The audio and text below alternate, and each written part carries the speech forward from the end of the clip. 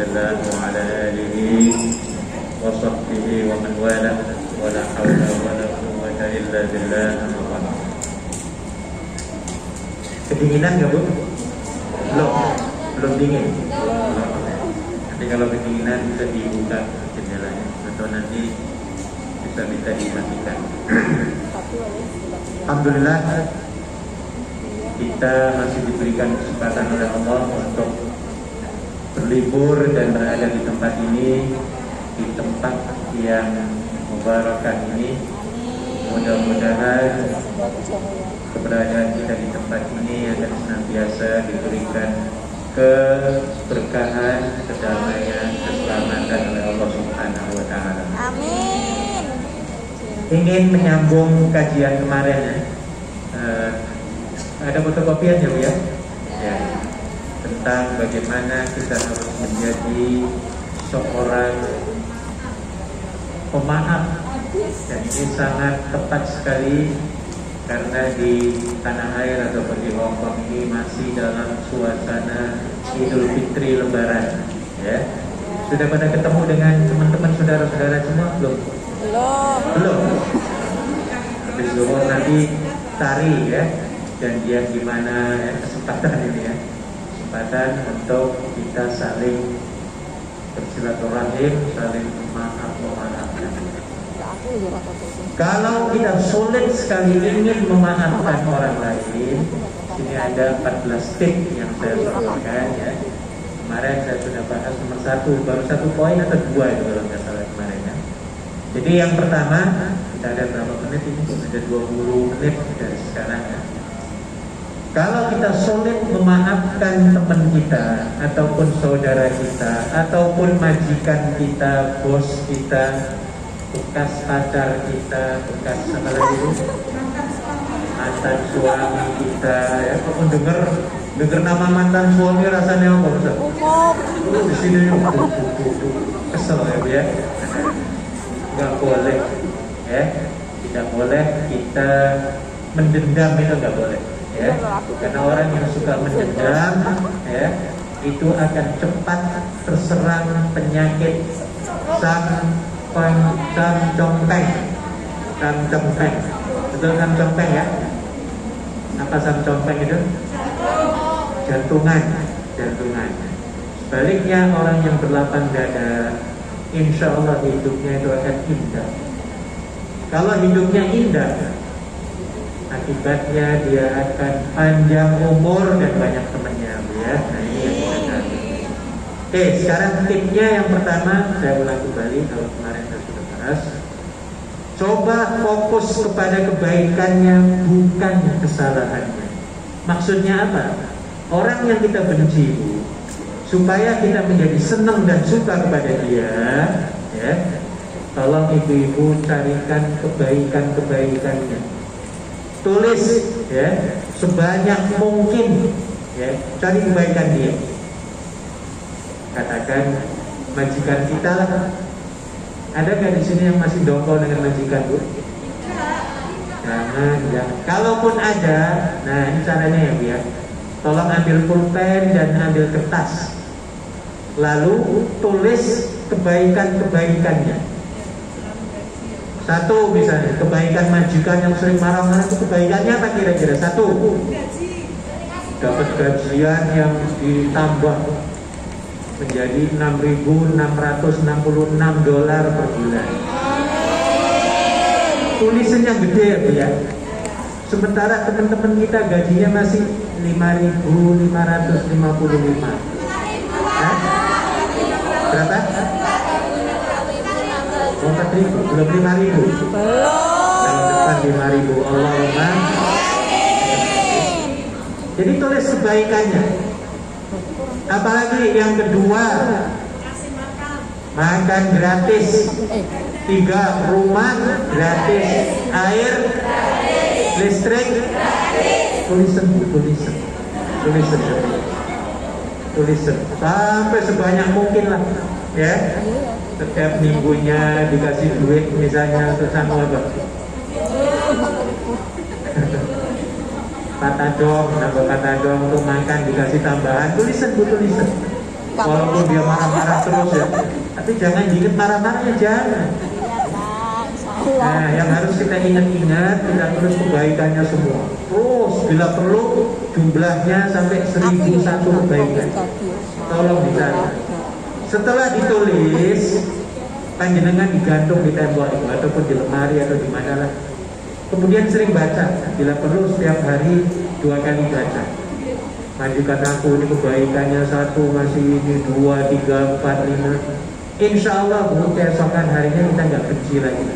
Amin.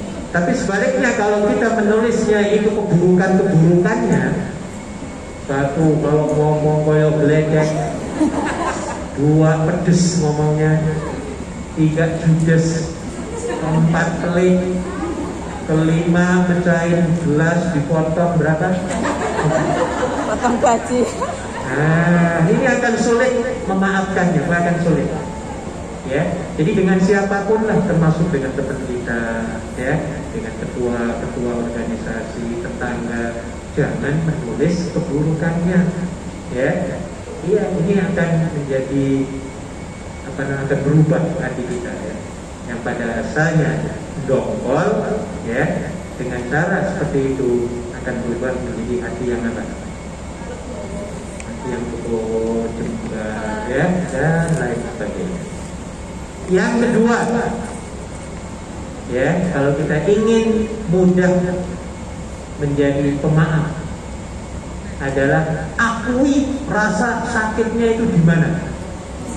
Di sini, sakitnya di sini. Ya. Kalau kita tidak memaafkan orang lain, di sini duk ya Bu ya. Iya, jantungnya apa? Iya. Misalnya panjenengan sebelum tidur malam itu ya berantem dengan suami, dengan majikan, ya dengan suami bolehlah, ya. Pernah nggak cekcok dengan suami sebelum tidur? Sering. Tolong bisa buka ini jendela, saya kedinginan. Atau mau dimatikan, dikecilkan? Kedinginan nggak? Kedinginan. Kalau ini enggak, ini tertutup semua. Kalau saya tipis. Kalau tadi sebentar lagi. Jadi bagi kita yang tidak memaafkan sebelum tidur, ya, sebelum tidur berantem dengan majikan, cekcok, ya, lalu kitanya dalam hati kita ataupun secara verbal tidak memaafkan majikan, kira-kira bisa tidur nyenyak atau enggak Bu? Nah, sulit. Karena sakitnya di mana? Di sini. Baru rebahan di sini ya. Duk di kepalanya apa? Nyut kakinya. Kakinya sesemutan, tangannya nyut nyeri ya Bu ya. Karena sakitnya itu di hati. Ibu, hati kalau sudah sakit kata Nabi, maka akan mudah anggota badannya serangan. Akan gampang loh Bu. Orang yang hatinya sering terluka, ya, dan tidak bisa dikendalikan, semua badannya akan cepat rapuh. Makanya orang yang sering hatinya sakit, dia akan sering minum apa? Bodrek, Panadol, paracetamol, paragrip, paramek, para semua ya. Iya, puyeng karena hatinya itu nggak jembar ya. Pesel aja, akhirnya langsung ke otak, ya. Tangannya kejang-kejang, kakinya semutan, ya. Nah, sakit semua. Tapi orang yang hatinya legowo, ya, berjiwa pemaaf, apapun yang berlaku, dia hubungkan pada Allah Subhanahu wa Ta'ala. Contoh, panjenengan baru dapat angpau lebaran ya, dapat $1.000, beli sepatu $700. Kemudian sepatu dibawa ke pengajian hari ini, tiba-tiba mau keluar sepatunya hilang. Ayo, orang yang berjiwa pemaaf, dia akan mengatakan apa?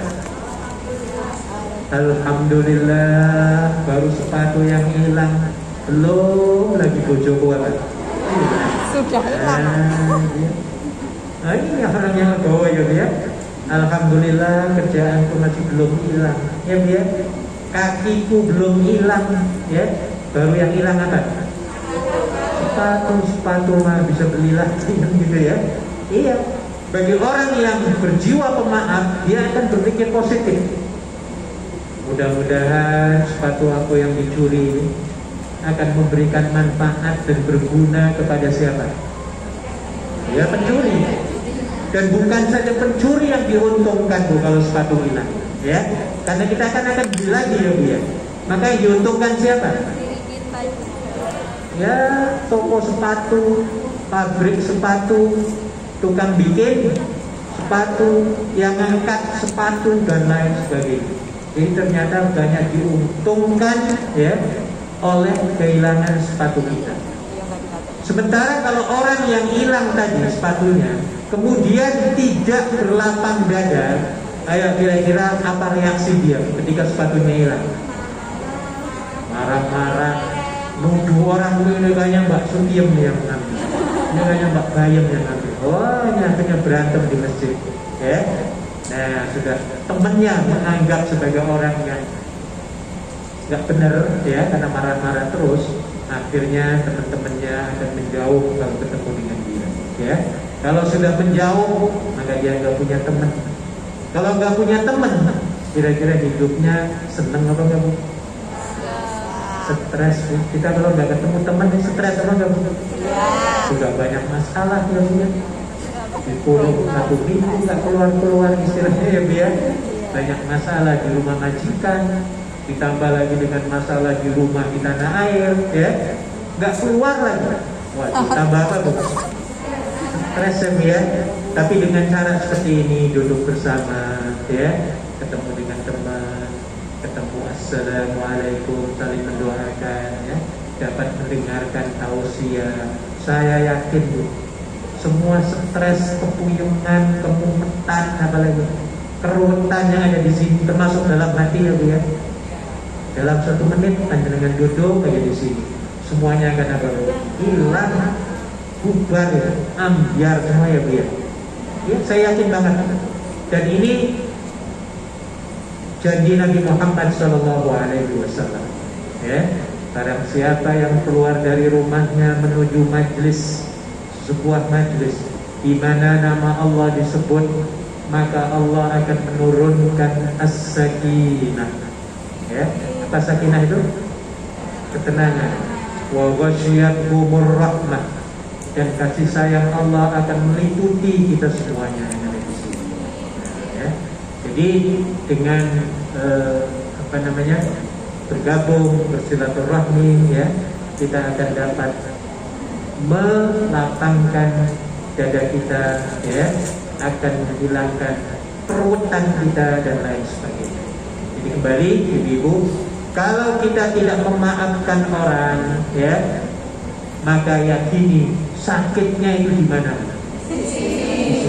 Jadi maafkan sajalah orang lain ya. Nggak perlu ada syarat-syaratnya ya Bu ya, kalau ingin maafkan ya Bu ya. Maafkan tanpa syarat. 3, memaafkan itu hadiahnya apa? Surga. Wah, luar biasa, luar biasa ya. Dan ini ada satu ayat yang merupakan teguran kepada Abu Bakar As-Siddiq radhiyallahu anhu ya. Abu Bakar dulu sebagai seorang yang selalu memberikan bantuan ya, bantuan kepada siapapun termasuk kepada kerabatnya ya, yang namanya Mistah bin Utsabah ya. Ketika anaknya Aisyah ya difitnah oleh orang ini, kerabatnya ini, akhirnya Abu Bakar memutuskan bantuannya dan tidak mau menolongnya lagi karena mangkel, artinya mangkel. Sudah ditolong malah apa? Menolong. Pernah panjenengan digituin Bu? Pernah ya? Ketika menolong lalu dipentung, nanti panjenengan kayak apa? Sakitnya di mana lagi Bu? Bukan di sini. Ya di sini ya di sini semua, sakit semua ya. Nah ya.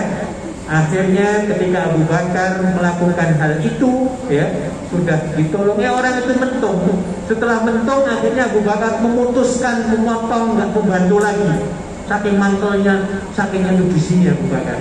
Ya, akhirnya berita itu sampai kepada Rasulullah Shallallahu Alaihi Wasallam. Ya, lalu turunlah ayat, ya, ada ayat dalam Al-Quran, ya, yang disebutkan, ya, wala ya'tali ulul qurba dan seterusnya, wal masakin wal muhajirin, ya, yang artinya adalah janganlah kamu itu memutuskan bantuan, ya, kepada kerabat dan orang-orang yang memerlukan karena ada hal-hal yang tidak menyenangkan.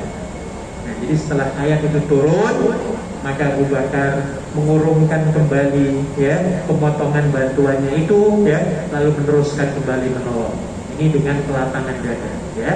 Nah, jadi enak ibu sekalian kalau kita berlapang dada, berjiwa pemaaf, ya, banyak temennya, banyak dukungannya, lancar rezekinya dan seterusnya.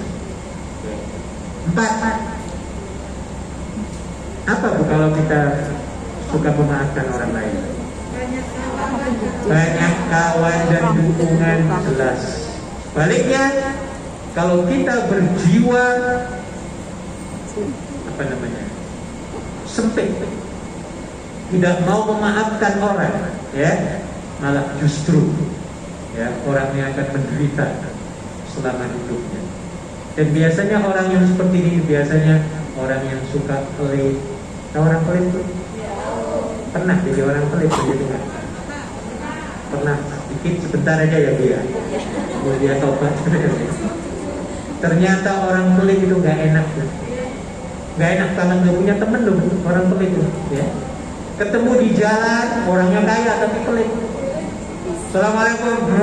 Nah jawabnya kayak gitu. Dia nggak mau menjawab apa. Waalaikumsalam warahmatullahi wabarakatuh. Diajak salaman, maaf ya saya ada keperluan. Banyak alasan Bu. Iya, ini orang pelit ya Bu. Kenapa orang pelit tidak mau ditemui? Alasannya apa ya? Berarti pengalaman. Bukan, bercanda ya. Orang pelit biasanya kayak gitu. Iya, takut yang ditemui itu minta apa? Minta bantuan, utangi dan lain sebagainya. Akhirnya dia pura-pura apa?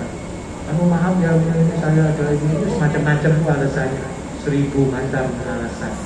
Ya, sebaliknya orang yang berjiwa pemaaf, lapang dada, dimanapun dia berada, dia sudah siap ingin bantu orang itu. Wah ini hebat ini. Ya, panjenengan kalau punya jiwa seperti ini, hidupmu nggak akan melarat, nggak akan sengsara. Nggak akan sengsara. Orang yang suka menolong itu nggak akan sengsara. Dan saya saksikan sendiri di sini. Kebanyakan para ketua-ketua organisasi itu kan hidupnya itu kan bantu orang terus ya Bu ya. Iya, nyiapin ini, nyiapin itu, alhamdulillah majikannya baik-baik, ya. Mungkin semuanya baik-baik semua. Ini sebagai balasan, ya. Karena apa? Dia sering bantu orang. Konsepnya gampang dalam Islam, ya. Konsepnya gampang. Lebih banyak Anda membantu orang, akan lebih banyak Allah membantu siapa? Kita, ya. Lebih banyak kita pelit pada orang, orang juga atau Allah akan apa? Pelit memberikan bantuan pada kita. Ini fakta, ya.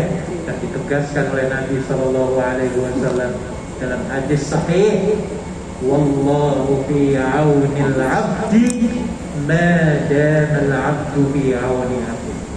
Pertolongan Allah itu akan diberikan kepada hambanya, kita semuanya, ya. Selama hambanya itu menolong saudaranya. Jadi kalau kita sering menolong teman, dan pertolongan itu bukan saja dengan dolar ya Bu ya, bukan, ya, menolong hidupin lampu, ya, kipas dan lain sebagainya, menolong bersihin masjidnya Bu, ya, dan lain sebagainya, ini juga satu pertolongan, ya. Jadi pertolongan bukan saja berbentuk materi. Yang paling bagus hadiah diberikan kepada orang lain itu kata Nabi adalah berbentuk ilmu dan motivasi. Ya kayak begini, ya.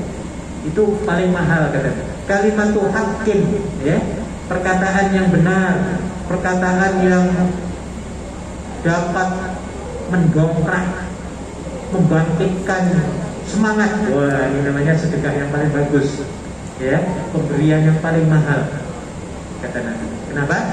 Karena dengan suara, saya suara dulu, ya, dengan suara ini itu akan dapat memberikan gelombang positif, tenaga yang positif kepada yang mendengarnya, ya. Jadi lebih sering kita mendengarkan kata-kata motivasi, kata-kata yang baik, kata-kata yang menggugah, ya, akan memberikan dorongan, gelombang, ya, bahkan lebih kuat daripada bom lagi. Pernah dibom? Nggak pernah ya Bu ya? Jadi orang yang sering mendengarkan itu kayak digerakkan oleh bom gitu loh Bu ya, sehingga bangkit lagi, bangun lagi. Saya sering diteleponi teman-teman di WhatsApp. Kayak hampir 2 minggu yang lalu ada yang telepon saya, Pak, saya mau bunuh diri Pak. Curhat tapi ngomong, saya mau bunuh diri. Saya kan jadinya kaget. Ya akhirnya saya kasih nasihat, ya, nasihat pelan-pelan ngomongnya ya Bu ya. Nah dengan nasihat seperti itu akhirnya nggak jadi apa. Coba kalau kasih duit $100 ini Pak untuk makan bakso ya, jadi nggak bunuh dirinya. Ya mungkin gitu ya, tapi dengan nasihat seperti ini ya, maka dia akan mengurungkan bunuh diri. Wah ini mahal banget makanya. Maka ibu sekalian ya, perkataan itu harus yang baik-baik saja yang kita sampaikan ya, harus yang begitu ya, harus yang apa? Yang baik-baik. Kalau nggak bisa ngomongnya diam, bisa diam. Bisa apa nggak diam? Tapi jangan 24 jam. Nah, ya. Iya. Kalau ingin ngomong yang baik-baik. Ngomongnya capek, ya menengok, tahu menengok, cicing, orang Sunda cicing. Diam. Nah ini, ya. Kata pepatah Inggris, silent is golden, to speak the truth is diamond. Apa maknanya? Diam itu adalah emas, dan mengatakan sesuatu yang baik itu adalah apa? Diamond. Panjenengan mau pilih mana? Ya, dua-duanya ya. Iya.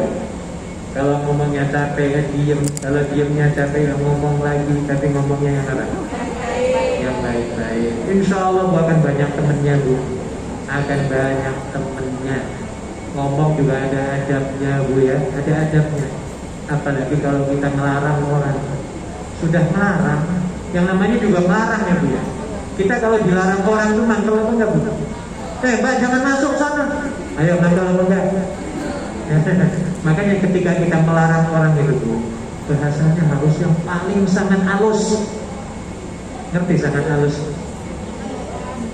Iya harus halus banget. Kalau boleh itu ya bahasa Kromo Inggilan ya, harus. Jadi kalau misalnya masjid sudah penuh, jangan bentak melarang. Harus penuh sana, pindah ke masjid sana yang lain. Nah orang akan mangkel Bu ya. Tapi kalau pelan-pelan ya, Mbak, minta maaf Mbak, kan pelan-pelan ya Bu ya. Ini sudah penuh ya. Nanti kalau panjenengan mau sholat lagi ya tunggu dah ya sebentar ya. Ngomongnya enak, tapi kalau sambil bentak-bentak, ini akan dapat bikin orang yang kesel ya. Yang namanya dilarang itu ataupun mengkritik lah. Jarang orang yang dikritik itu mengucapkan apa? Terima kasih. Panjenengan pernah nggak dikritik? Pernah. Dongkol apa enggak? Hampir semuanya. Ya. Ada satu kajian di Amerika, 1000 orang ketika ditanyakan, kalau panjenengan dikritik orang, itu jawabnya mantel apa enggak? Itu yang jawabnya mantel 999. Yang satu ini, wah aku malah seneng. Nah itu cuma satu tau. Nah maka kita yang satu ini harus kita praktekkan ya. Karena kata pepatah Cina, orang yang memujimu itu adalah musuhmu, dan mengkritikmu itu adalah gurumu. Nah, ya. Lihatnya Pak, kalau kita dikritik, anggaplah guru kita ya Bu ya, yang membenarkan kita, meluruskan kita. Sementara yang mengujimu belum tentu dia itu tulus ujinya ya Bu ya. Tulusnya karena fulus, tahu fulus? Uang, gak ada uang abang di tenggang. Nah kadang-kadang ujinya ada udang di balik tom yam, saya maunya tom yam. Baik, tinggal setengah menit lagi saya kira cukup sampai di sini. Insyaallah kesempatan lain kita bisa bertemu kembali ya. Terima kasih. Saya berikan, ada MC-nya nggak? Ada. Ya, saya kembalikan pada MC. Assalamualaikum warahmatullahi wabarakatuh. Waalaikumsalam warahmatullahi Silakan ditutup. Cepat saja.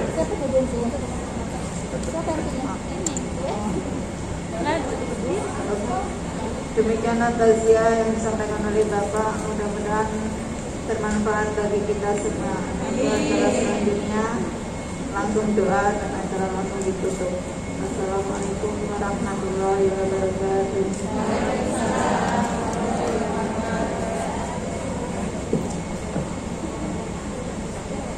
Ya, semoga siap-siap. Doa apa? Harusnya doa dulu baru ini ya. A'udzubillahi minasyaitonirrajim. Bismillahirrahmanirrahim. Alhamdulillah wassalatu wassalamu ala Rasulillah wa ala alihi wa sahbihi wa man wala. Rabbana la tufarriq jam'ana hadza illa bi dhanbin maghfur wa sa'yin mashkur wa 'amalin shalihin mabrur. Rabbana atina fid dunya hasanah wa fil akhirati hasanah wa qina adzabannar. Walhamdulillahi rabbil alamin. Terima kasih. Assalamualaikum Waalaikumsalam warahmatullahi wabarakatuh. Ini baru tutup seharusnya. Terus aku